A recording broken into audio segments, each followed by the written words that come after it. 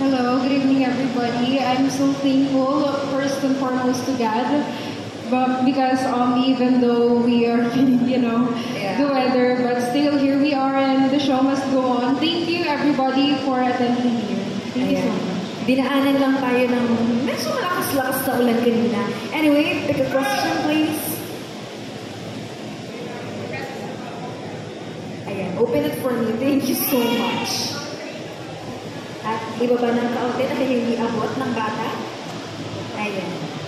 Your question is, how can the Philippines improve its approach to tourism in a way that benefits both the economy and local communities? Again, how can the Philippines improve its approach to tourism in a way that benefits both the economy and local communities? Take it away, number 5. Thank you very much.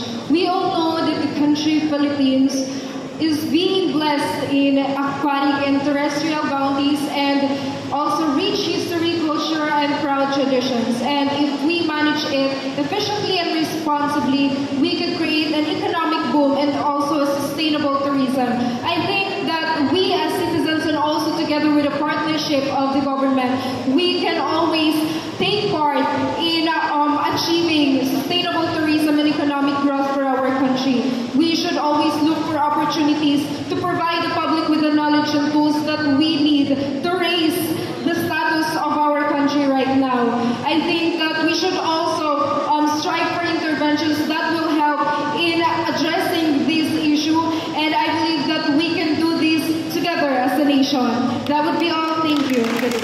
Yes, we can do this together as a nation, according to candidate number 5. Thanks so much, candidate number 5.